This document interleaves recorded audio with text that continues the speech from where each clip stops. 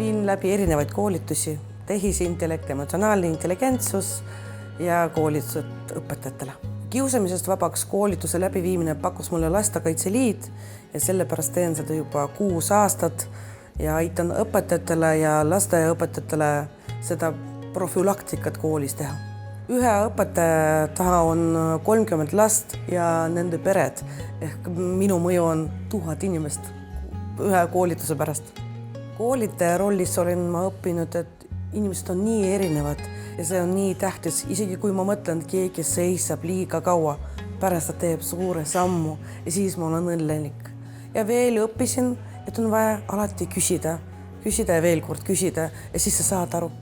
Selleks, et inimesi motiveerida, oleks hea pakkuda väga praktilised asjad, et nad saaksid neid kasutada kohe praegu, õhtul kodus või homme tööl ja kui ta kohe näeb seda tulemust, siis ta jätkab ja teised vaatavad, et temal on tulemused ja tulevad juurde.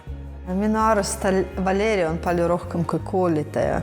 Ta on aktiivne kodanik, ta on kogukonna elukestva kogukonna arendaja, ta on õppija ise ja ma arvan, et Valeria panus täiskasvanute õppimisele on väga-väga suur.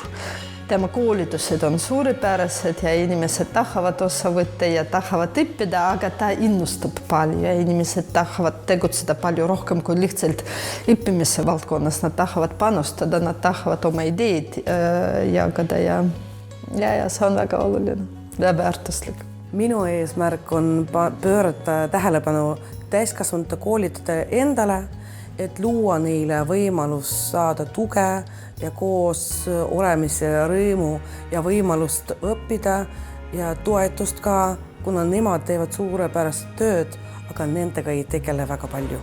Meie linnale, piirkonnale, riigile väga vedas, et selline inimene on olemas.